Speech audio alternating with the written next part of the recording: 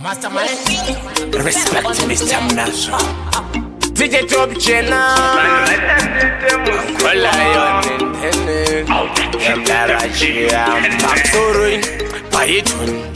Dauya nengoma and the sister pon rasta tunde tura pekere mango matiende kan. Pa airport ndivara tipasimani. Kamuona chifamba kamino ramba yari kutoda ukazuva kuru. Kamuona uvura ziso achirari kutoda ukazuva kuru. Arikapainda iskiriri pakrainda. Every day morning indovuma reminder. Atumanize as gewo you are surprised kuti muwana mako kaungonitarira. Wainzi tarisa mudenga uchipfuma kutadza kunamata wega miedzo vakunda. Una vakapinda sekuru kunda ndokusiya yavakaita vega uchakunda. Vakudemba, vakuchema, venyu vakurema, vanhu vokusema. Vakachoyo bosi mwazo. Chipana inti Kamuona chifamba kamino rapa yari kutoda ukazuva kuru. Kamuona uvura ziso achirari kutoda ukazuva kuru. Arikapainda iskiriri pakrainda. Every day morning indovuma reminder. Atumanize as gewo you are surprised kuti muwana mako kaungonitarira.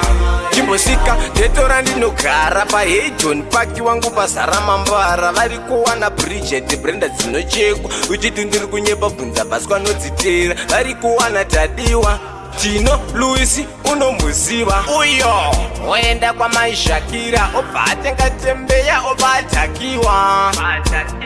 Mukamuona chifamba kaminura payari kutoda ukazuva kuru.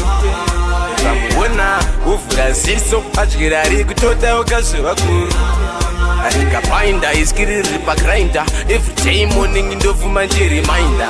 Atumanize as gewo you are surprised kuti muwana mako kaungonitarira.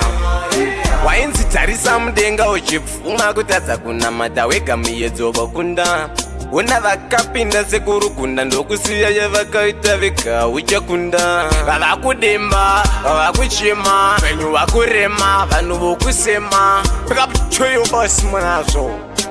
Chipana inti Mukamuona chifamba kamino rapa yari kutoda ukazuva kuru.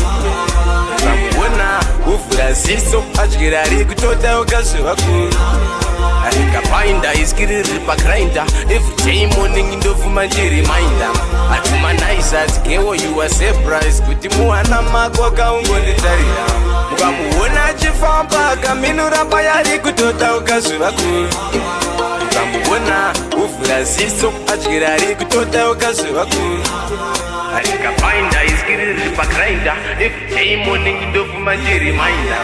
Atumanize as gewo you are surprised kuti muwana mako kaungonitarira. Mastermind production.